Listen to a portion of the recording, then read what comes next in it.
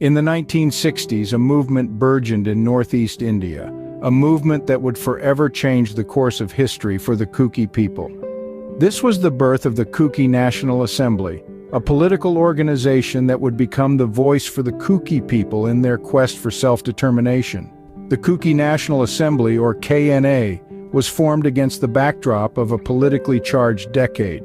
The 1960s were a time of change not just in India, but across the world. Civil rights movements were gaining momentum and calls for self-determination were echoing from every corner of the globe. The Kookie people, one of the many indigenous tribes of northeast India, were no exception. They felt the winds of change and sought to harness them. The KNA was not just an organization, it was the embodiment of the Kookie people's desire for recognition and respect. They sought to preserve their unique culture and way of life in the face of a rapidly changing world. The KNA was their shield, their voice, their beacon in the storm. In their quest for self-determination, the KNA took a significant step in the mid-1960s. It submitted a memorandum to the Indian government, demanding a separate state for the Kookie people. This was no small feat. It was a bold claim, a clarion call for the recognition of the Kookie people's identity and rights. The memorandum was more than just a political document. It was a testament to the Kookie people's resilience and determination. It was an assertion of their right to self-determination, a demand for the recognition of their unique culture and identity. It was a plea for justice, for the right to govern their own lands and live according to their own customs and traditions. This marked the beginning of the Kookie political struggle, a struggle for identity, rights, and self-determination. The Kookie National Assembly was the catalyst, the spark that ignited a flame of resistance and resilience. The Kookies were no longer just a tribe. They were a people with a voice, a people with a cause, a people with a dream, and this was just the beginning. As the political struggle intensified, so did the need for a stronger defense mechanism. Thus, the Kookie National Army was born. Born from the fires of resistance and the ashes of hope, the Kookie National Army, or KNA, emerged as a formidable force. This wasn't just an army in the conventional sense. No, the KNA was a symbol, a beacon of hope for the Kookie people. It was their shield against oppression, their sword against injustice. The KNA's formation was a turning point in the Kookie political struggle. It was the manifestation of their determination to protect their identity, their culture, and their homeland. The KNA was tasked with defending the Kookie people's rights and ensuring their voice was heard loud and clear. Their training was rigorous, their dedication unwavering. From dawn till dusk, they trained, honing their skills, preparing for what lay ahead. They weren't just soldiers, they were brothers, united by a common cause, a shared dream. They trained not just their bodies, but their minds, constantly strategizing, always ready for the battles to come. The KNA's objectives were clear. They aimed to safeguard the Kookie people's interests and protect their homeland from external threats. They strived to ensure that the voice of the Kookie people was not drowned out in the cacophony of political strife. They were the guardians of the Kookie dream, the protectors of their heritage. Even in the face of adversity, the KNA stood tall, a bulwark against the storms of conflict. Their resilience was their strength, their unity, their weapon. They were the embodiment of the Kookie spirit, fierce and unyielding. The Kookie National Army was more than a military force. It was the embodiment of the Kookie people's resilience, their determination, their will to fight for what they believed in. They were the torchbearers of the Kookie struggle, the embodiment of their resistance. The Kookie National Army became the torchbearers of the Kookie struggle, marching on the path of resistance. As the saying goes, when dialogue fails, the guns speak. The Kookies found themselves in an unavoidable confrontation. The serene hills of northeast India echoed with the sounds of gunfire as the Kookie National Army found themselves in armed conflicts with rival factions and government forces. These encounters were not mere skirmishes, but rather the culmination of a long-standing struggle for recognition and autonomy. The Kookie National Army, born out of the political aspirations of the Kookie people, was now at the forefront, defending their land and their rights with every ounce of their courage and resolve.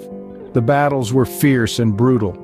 The Kookie National Army, though outnumbered and often outgunned, fought with a spirit that was fueled by the desire for justice and self-determination. Each gunshot, each fallen soldier, each battle won or lost was a testament to their unwavering determination to secure their homeland. These confrontations were not just about the physical territory. They were a fight for the Kookie identity, the preservation of their unique culture, and their right to govern their own land. Each battle fought was a grim reminder of the sacrifices made for the Kookie cause. The impact of these battles on the Kookie struggle was significant. It highlighted the urgent need for a resolution to the Kookie issue. It brought to the fore the courage and resilience of the Kookie people in their fight for autonomy. It underscored the stark reality of the situation that the Kookie struggle was not just a political issue but a matter of survival. Each bullet fired, each life lost, heightened the resolve of the Kookie people. It was a stark reminder that their struggle was far from over, that their fight for recognition, dignity, and self-governance was still ongoing. These battles were not just about territory, they were a fight for dignity, identity, and survival. The Kookies, through their courage and determination, continue to echo the words of their forefathers. We will not be silenced. We will not be forgotten. We will fight until our voices are heard. Behind every struggle there is a homeland, a place that fuels the fire of resistance. For the Kookies, it was their cities and villages in northeast India. Nestled amidst lush green hills and winding rivers, the Kookie Homeland is an amalgamation of natural beauty and resilient spirit. The Kookie cities like Churachandpur, Saikul, and Moreh played pivotal roles in the struggle. These cities were the epicenters of political mobilization, where the Kookie National Assembly held meetings, planned strategies, and rallied the masses. Each alley, each corner, each house has a story to tell. Churachandpur, the largest city in the region, was the seat of the Kookie political movement. It was here that the first calls for a separate Kookie state were made, echoing through the streets and filling the hearts of the people with a sense of purpose. Saikul, a small town nestled in the hills, was a stronghold of the Kookie National Army. The rugged terrain served as a natural defense, while the close-knit community provided a strong support network for the fighters. Moreh, a border town, was the gateway to the outside world, a place where the Kookies could connect with their brethren in Myanmar and spread their message far and wide. But it wasn't just the cities. Even the smallest of Kookie villages bore witness to the struggle. These villages, with their traditional bamboo houses and communal lifestyle, were a testament to the Kookie way of life, a way of life they were fighting to protect. Each of these places is steeped in history, each stone, each tree, each river, a silent witness to the Kookie struggle. The cultural and historical significance of these places is immense, for they are the tangible links to the past, to the struggle, and to the undying spirit of the Kookie people. These places were not just geographical locations, they were the heart and soul of the Kookie struggle. At the end of the day, it was the Kookie people who bore the brunt of the struggle. Their stories formed the backbone of this movement. The Kookie people, resilient and resolute, were the true heroes of this struggle. They were not just spectators to the political upheaval, but active participants. They bore the brunt of the struggle, faced the storms head-on, and carried the hopes of an entire community. Their sacrifices were immense, their courage unquestionable.